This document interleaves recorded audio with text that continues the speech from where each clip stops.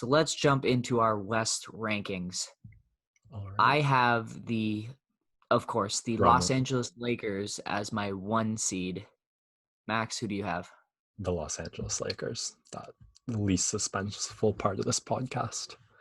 Yeah.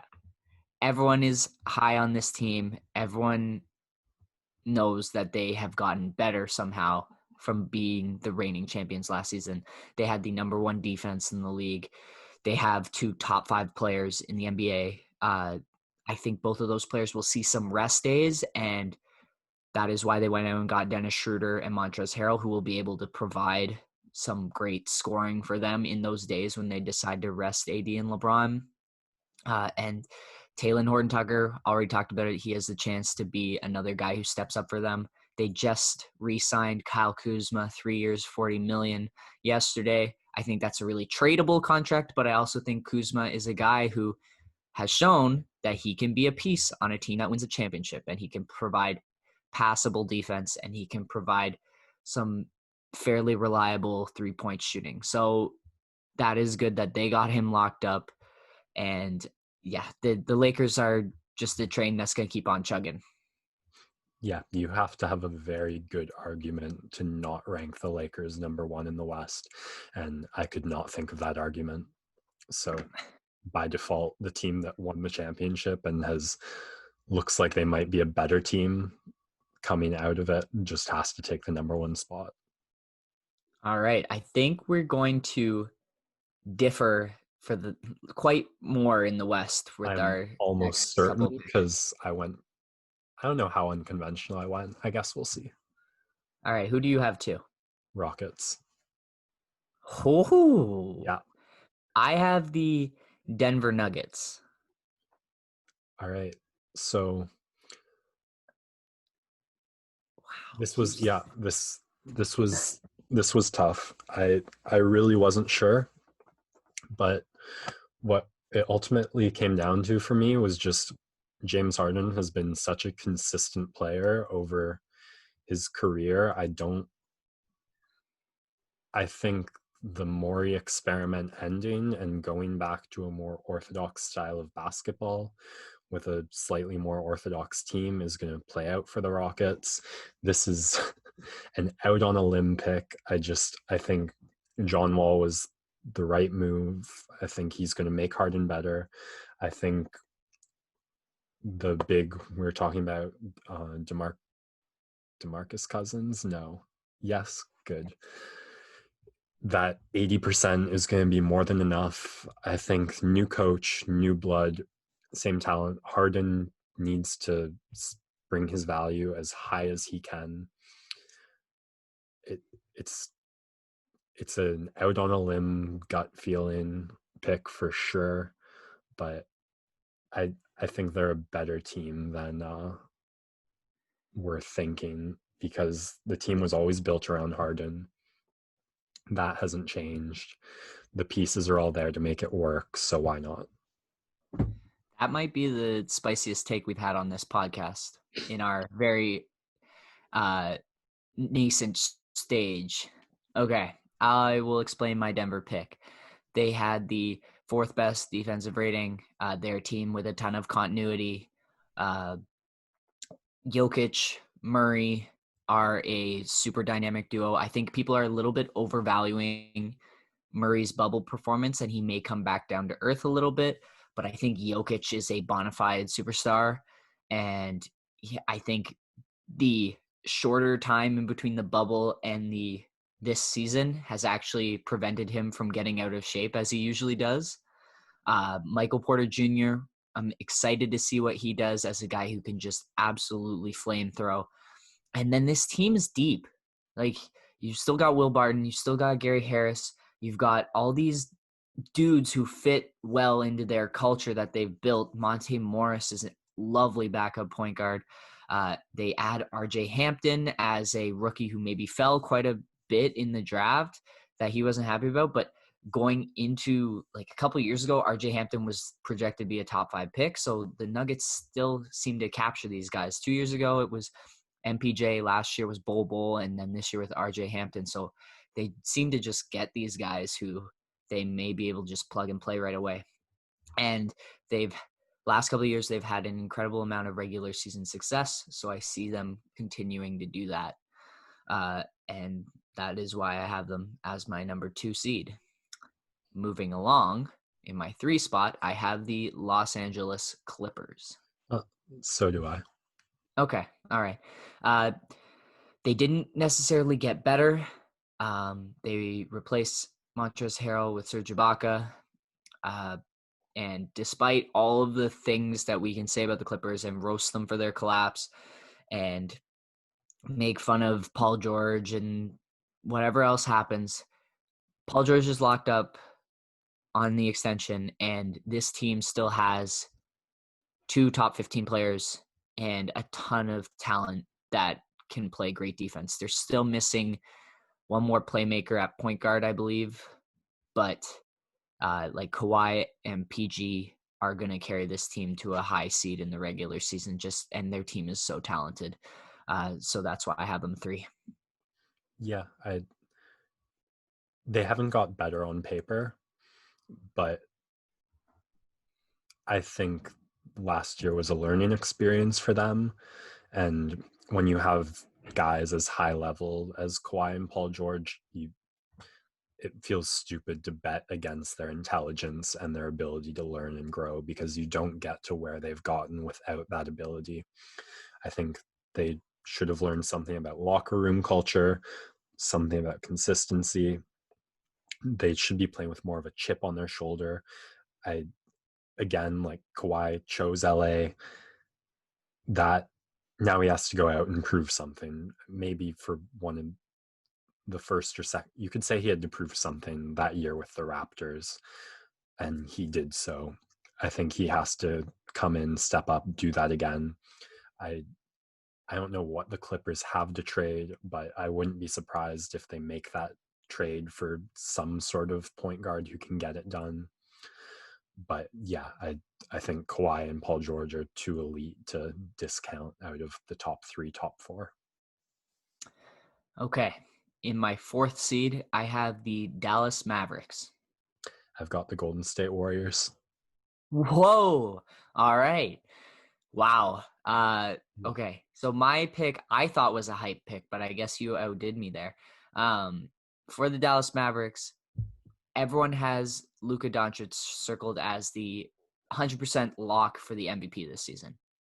And we'll get into that when we do our awards later, but he had the greatest second-year season out of any second-year player ever, period. And I think they did a good job just adjusting the pieces around him to complement him a little bit better. They pick up Josh Richardson, who will be a great defender. And they're just deep at a bunch of different positions. If Kristaps Porzingis is healthy and playing, this was the number 1 offense in the league last year. And I just think that this Dallas Mavericks team is going to continue to progress as a team and take that next step. And that has them sitting in the 4 seed for me. Really simply, I think Steph Curry is one of the top 3, top 5 current players in the league. One of my favorite players, just in terms of how much he's able to get done with such an average athleticism. I think he's absolutely capable of putting this team on his back and carrying it to great things, as long as he's got a couple of the right pieces around him. And I think Kelly Oubre Jr., Wiseman, Yep. and that guy everyone hates who's not a Golden State Warriors fan are pieces good enough for Curry to get it done. I'm predicting an absolute back-breaking season from Curry. You watched him almost will the injured Warriors to victory against the Raptors a year and a half ago. I think it might be a slightly more Herculean task, but he's had time off. He's rested. He should be coming into this season as healthy as he can be, and I'm rating him super highly, kind of the same way I'm rating Harden with the Rockets. I'm expecting Steph Curry to go out and shock the world the way he was 3-4 years ago. Wow. All right. That's quite the pick. Yeah. An interesting top four. Okay. So I guess interesting picks. You've already made that pick. In the 5 seed, I have the Houston Rockets. I agree with you. Harden is incredible in the regular season, and we'll see how locked in he is as he still tries to make his way to Houston. But I think once they start playing and once he sees how solid Wall is, how solid a Christian Wood, DeMarcus Cousins front court can be, that has so much skill in it. Those are both guys who can shoot the three and move the ball.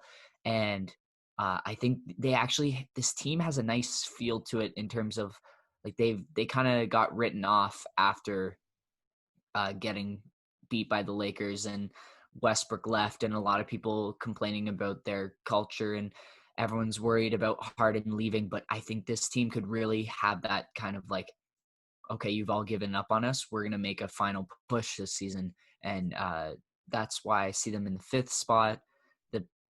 The, the weight gets taken off of PJ Tucker a little bit more now that they have 2 real guys who could play center. And the other thing that's just interesting to see is if this experiment doesn't work for the Rockets, they pretty much have a trade lined up for Ben Simmons whenever they want. And I don't know if Philly does it, and we'll see what happens in Philly, but it is possible. I'm also accounting for the fact that it's possible that if Harden doesn't work out and this Houston team is kind of in that low playoff seating in the West, they make the trade. Simmons comes in and they still have complete success because a all NBA player immediately steps in rather than a bunch of bits and pieces that you would get from a team like the Nets in a trade for Harden. And so I counted that in as well as a possibility when I was making my picks. Right. Number 5, I've got the Dallas Mavericks. This was another tough one for me. At one point, I had them as high as 2, but yeah, the West was tough. I struggled a lot with my West picks. Yeah, I think Luka takes another step forward. He got a measure of the playoffs. He got a measure of Game 7. The Clippers probably looked better against or played better basketball against the Mavericks than they did against the Nuggets. So Dallas got a taste of what that looks like. They've had an off season to adjust. Kristaps is going to have to stay healthy, stay on his game. Luka's going to have to do a lot. I think Richardson is a nice addition for perimeter defense. I picked Steph over Luka essentially is why I have the Warriors 4/5. I don't know if Luka can keep the consistency, especially in the 3-point NBA game, but we'll see. Great team. We'll see. Number 5 for me on the Mavericks. All right, who do you have 6? Denver Nuggets. Who have you got? I have the Utah Jazz. Okay. So the Nuggets were a team I had to discount, and I did so due to 2 considerations. One was I unfortunately fall into the group that I think Jamal Murray's bubble performance pops, and he goes back more to the 18 points per game we're used to seeing out of him. And the second consideration was just that they needed 2 Game 7 series in the playoffs against the Jazz, against the Clippers. It tells me they're a good put up a fight team, but they're not going to be a come out guns blazing, stay ahead and dominate team the way you need to be for that like top of the conference regular season performance. That's what I'm putting my pick on. It was tough to pick a team to discount to make room for the Rockets, Warriors, and Mavericks surge that I think we're going to see, but that's what I did, and that's what I based it off of. I have the Utah Jazz as my 6th team because of they're kind of another kind of boring team that has regular season success. They had the 3rd best points allowed per game in the Western Conference last year, and they had just re-signed Rudy Gobert yesterday to slightly below a max contract. And despite the move towards the new age NBA where centers also have to be able to shoot and be skilled, I think Rudy Gobert is an absolutely great player in doing one role better than anyone else, and that is alter shots, block shots, and finish lobs. They get into trouble when he wants too much offensive load, but I think another year of Conley and Mitchell and Bojan Bogdanovic together will actually allow them to get slightly better on the offensive end, because it was about trying to get all those guys touches last year, and I think they're going to fit together better. Quinn Snyder's a solid coach and will manage to get the ball moving around. The Utah Jazz were everyone's kind of sleeper pick last year, and I think everyone was a 1 year ahead on their expectations. So I actually like Utah, even though I have them slotted 6. They could definitely make some noise if Donovan Mitchell continues to take that next step, as everyone was really starting to compare him kind of to like an early years Dwayne Wade way back when he was kind of the lead guy on USA Basketball. And so that is, I just put a lot into defense, and I think that's going to carry them to a 6 seed. Yeah, I kind of just want to piggyback everything you said, because the Utah Jazz are my number 7 pick. I don't have much to add to it. Again, solid team, but not quite elite enough to crack the top. But I think they'll get it done against most of the East and put up a fight against teams like the Nuggets, the Mavericks, and then be a bit outclassed against the top end. And that'll drop them around to number 7. The West is so fucking competitive. It's unbelievable, which is why I have my 7th seed with the Phoenix Suns, who are a team who did not make the playoffs last year, despite their 8-0 run in the bubble. Everyone is very high on this team coming into this season. 538 has them ranked as the 6th best team in the NBA. Wow. And that is behind Raptors, Nuggets, Bucks, Clippers, and Lakers. But this is a team that, and I think everyone loves the addition of Chris Paul, and I think that was a really solid pickup for them, but I worry about them losing Baines as kind of a backup center. And the biggest worry I have with this team is they've never had expectations like this before. Because of their 8-0 run, because of the addition of Chris Paul, people like 538 and like others are ranking them really, really highly. And Booker and Eaton and Bridges and Cam Johnson have never really faced expectations like this before. So I think they're going to be a playoff team with Chris Paul managing to elevate everyone around him. But I don't know if this team, it's still young, and I don't know if they have enough to be one of those top contenders in a very loaded Western Conference. So I'm excited for the Suns, and I love the team. I just am a little bit lower than them on a lot of other people. Right. Number 8, I've got the Trailblazers. Who have you got? I also have the Portland Trailblazers. Oh. Yeah, the Suns are coming up for me. I counted Lillard's experience and consistency above the Suns' potential. Basically, they've just been doing. You know what you're going to get with them. You're going to get high-level basketball. You're going to get great offense. You're going to get good defense. They've improved a bit as a team. They're up against a loaded Western Conference. If I had to pick a dark horse, I might have the Trailblazers picked as a team that could surprise and crack a bit higher than I have them projected, but I can't make a realistic argument for why they're going to outperform the Nuggets or the Mavericks. So I think they'll play well, they'll play steady, it'll be enough to get a playoff spot, but not enough to get too much higher than that like 8th rank against a loaded Western Conference. Yeah. I definitely could see Portland rocketing up this list just due to the solid backcourt of Dame and CJ, but they now have guys who fit in better, and they add Robert Covington, they get Rodney Hood back from injury, they add Derek Jones Jr. And Gary Trent Jr., kind of those 4 guys could all play some decent defense, which they had nothing of last year at the wing position.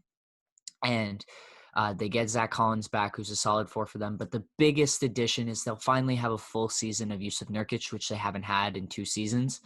And he is a guy that I think is a little bit underrated in what he provides at the center position. And he's a beast. And this team I only have ranked lower because it's going to be interesting to see how they all fit. And I don't know if it's basically because the West is so loaded that they get down on this. Because I think in the Eastern Conference, they could probably be a top 4 seed.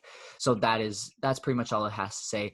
I think the defense is increased at the wing position, but because the wings are so loaded in this Western Conference, I don't know if Robert Covington is enough. And this is a team that maybe, I don't know what they have to offer, but this is a team that maybe could be on trade talks to get a even better wing come trade deadline. Yeah, you feel like they're one strong piece away from being like, holy shit, that's a really scary team. Yeah. All right. In the 9th spot, so teams that would not have made the playoffs last year, but now would get the benefit of the playing game. In the 9th seed, I have the New Orleans Pelicans. I got the Phoenix Suns. Okay. So we're both on differing hype trains. For me, I basically based my pick off of the fact that Zion Williamson could be a top 15 player in the league this year if he takes the step that everyone is so excited for him to take. He has unlimited potential, and I think he is now surrounded by Steven Adams, who's a solid veteran player, which we already talked about. Brandon Ingram was an all-star last year. Eric Bledsoe and Lonzo Ball are not a flashy backcourt, but they're guys who lead to regular season success with their playmaking. And Eric Bledsoe plays a very high level of perimeter defense, which is what they lost when Drew Holiday left. The biggest thing for this team is 2 things. They're going to have terrible spacing with the shooting, and they'll need to get JJ Redick into the game. And they're going to need Lonzo to shoot a lot better than he has been. And he's actually shown some pretty good mid-range work and some confidence in the catch and shoot. So I think that Lonzo will actually have a decent season from shooting.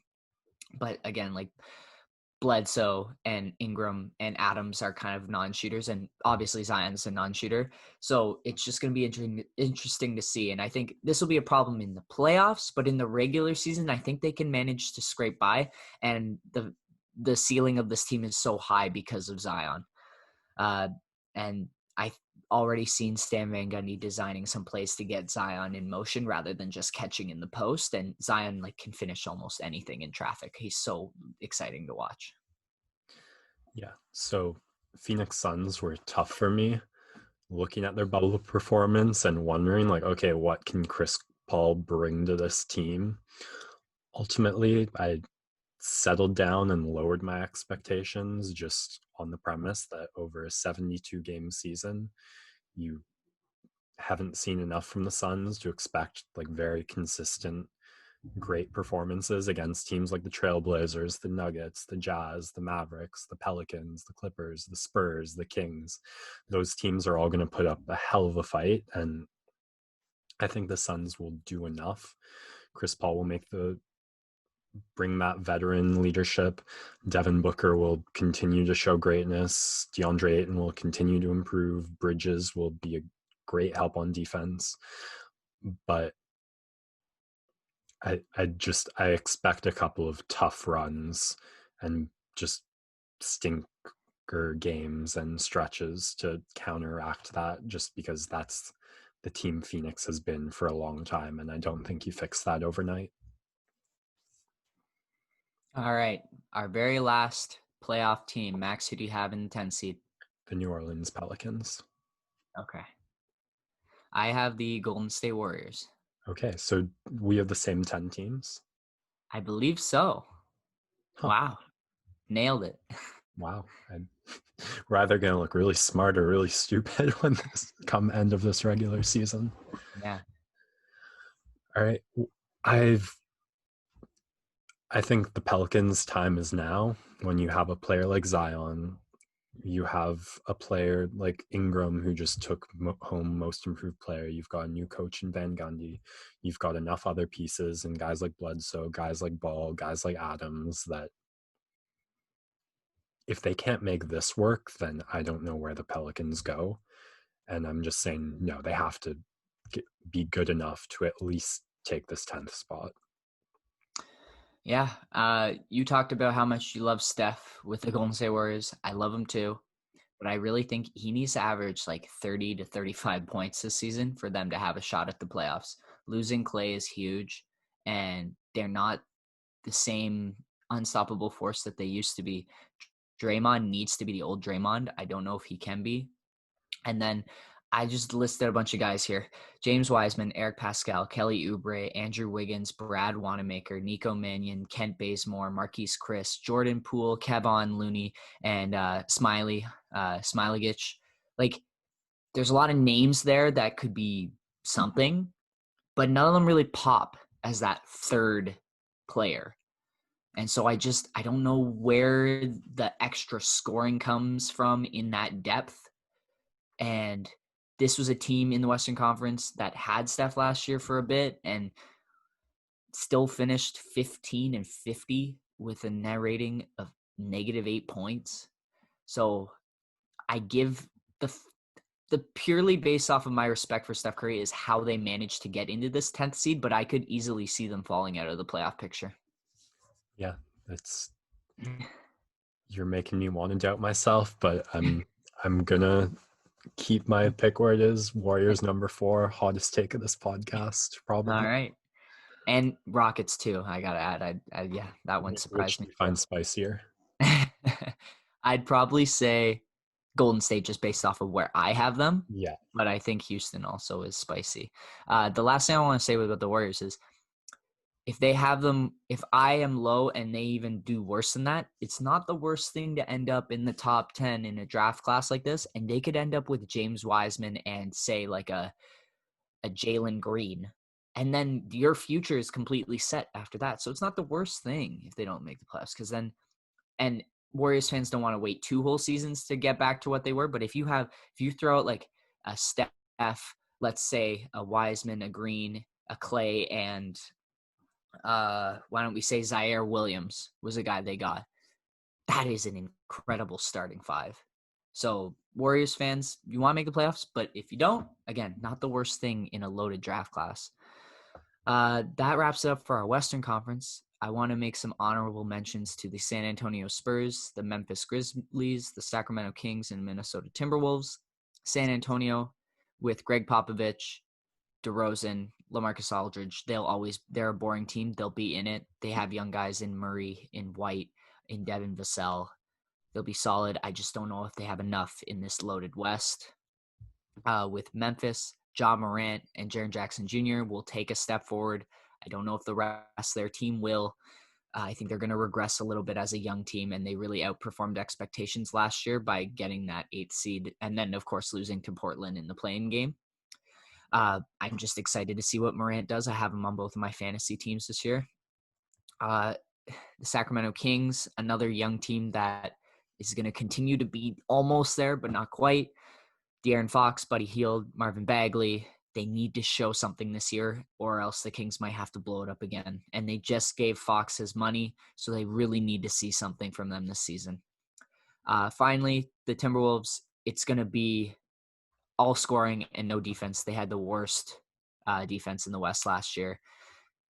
Karl Anthony Towns, D'Angelo Russell, Anthony Edwards, Malik Beasley, all these guys are going to score, but none of them are going to play defense. Like, none of them. It is going to be just as bad as the Atlanta Hawks. And so that is why I don't think they will make the playoffs. Do you have anyone else you want to shout out? No, I originally had the Grizzlies and the Spurs in my list and then had to take them out. Similar considerations to what you said. Man, the West was fucking tough, and I evidently just went with my gut in the end because I could reason in circles all day. It's one thing I'll say is I'm really interested with COVID if you could do some sort of team density test where you rate the teams just on like how deep they are and how reliant they're going to be on 1-2 players, and then you like see on average how the teams performed when they lose a couple players to COVID. That I had to consider it a little, but I didn't want it to dominate my picks. I think that will be a bigger factor than I've made as an assumption in. So be curious to see how that plays out.